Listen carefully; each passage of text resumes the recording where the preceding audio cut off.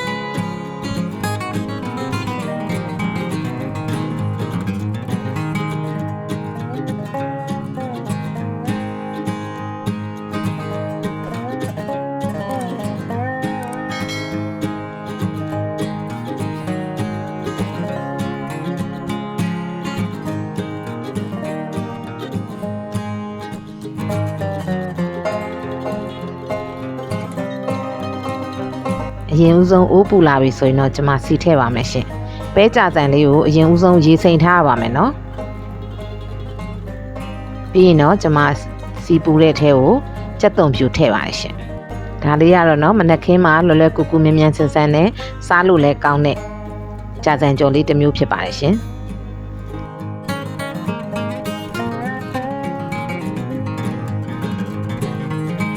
ကြက်သွန်လေးတွေရဲလာပြီဆိုရင်တော့ကျွန်မကြက်သွန်နီထည့်ပါမယ်ရှင်ကြက်သွန်နီကိုစီးပေးထားပါမယ်နော်ကြက်သွန်နီလေးတွေထည့်ပါရရှင်ဒါအချိန်လည်းအရင်မပေးရပါဘူးနော်စားလို့လည်းကောင်းပါတယ်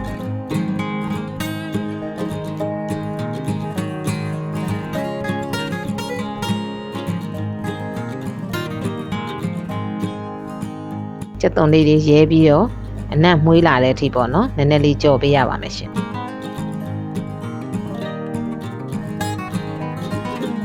ပြီးသွားရင်တော့ကျွန်မကြက်ဥထည့်ပါရရှင်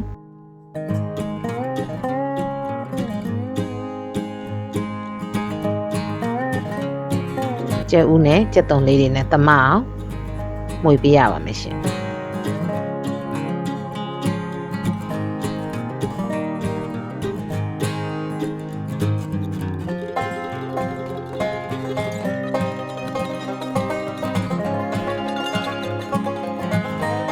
ပြီးရင်တော့ကျွန်မရေစိမ်ထားတဲ့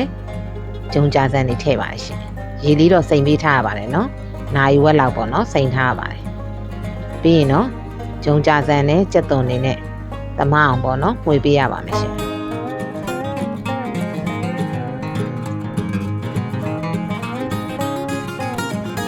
ပြီးရင်တော့ကျွန်မရေလေးဖြန်းပြီးတော့ကြောပါမယ်ရှင်ဂျုံကြာဆန်ရဲ့သဘောကကြတော့ပိုရင်ပျော့တယ်ပေါ့နော်နည်းနည်းလေးအေးသွားရင်ဂျုံကြာဆန်မာတတ်ပါတယ်ရှင်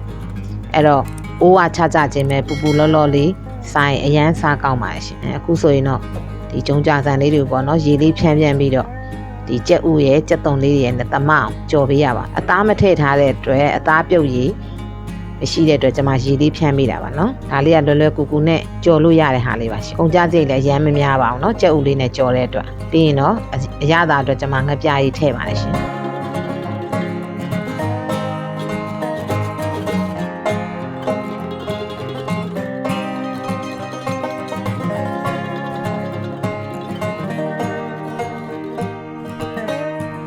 ချိုမှုတ်ထည့်ပါမယ်ရှင်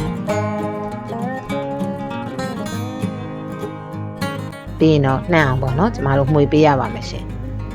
နည်းနည်းလေးတော့ကြော်ပေးရပါတယ်နော်ရေလေးဖြန်းလိုက်ကြော်လိုက်နဲ့ဒီဂျုံကြာဆန်လေးတွေပျော့လာတဲ့အထိပေါ့နော်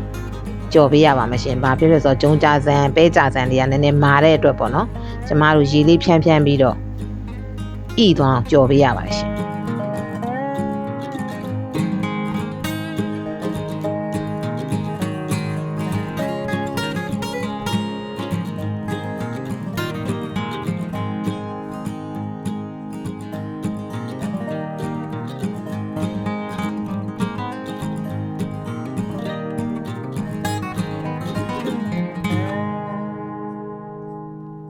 ဟုတ်ကဲ့အဲ့လိုလေးရေလေးဖြန်းပြီးတော့ပေါ့နော်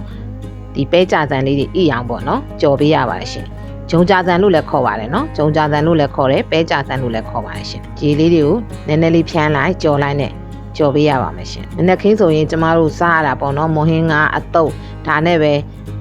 ရိုးအီနေတဲ့အတွက်ဒီလိုလေးကြော်စားရင်လည်းနည်းနည်းခင်း breakfast အတွက်ပေါ့နော်အဆင်ပြေပါတယ်ရှင်ကျမတို့အဲ့လိုလေးအိမ်မှာအဲ့လိုလေးတွေလှုပ်ရှားပြစ်ပါတယ်ရှင်အခုဆိုရင်တော့အရသာလေးကျမမြည်ကြည့်ပါမယ်နော်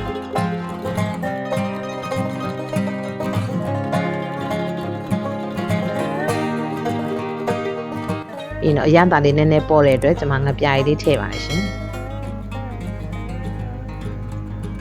ရေလေးဖြန်းပေးပါမယ်နော်အဲ့လိုပဲကြော်ရင်းနဲ့ပေါ့နော်ကျမတို့ဒီဂျုံကြာဆန်ရဲ့ဒီအပြုတ်အမာလေးကိုပေါ့နော်ကိုဘကိုမြည်ကြည့်ပြီးတော့ကိုစိတ်တိုင်းကြဖြစ်ပြီးစားရတာလည်းအီပျော့ပျော့လေးဖြစ်ပြီးဆိုရင်တော့ဒီချလို့ရပါတယ်နော်စိတ်တိုင်းကြဖြစ်တဲ့အထိကြော်ပေးရပါမယ်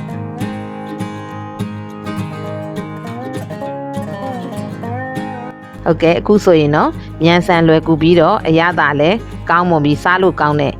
ဂျုံကြာဆန်ကြော်လေးတစ်ခွက်ရပါပြီရှင်ကျမရဲ့ဗီဒီယိုလေးတွေကိုကြိုက်နှစ်သက်တယ်ဆိုရင်တော့ like and subscribe လေးလုပ်ပြီးတော့အားပေးခဲ့ကြပါအောင်နော်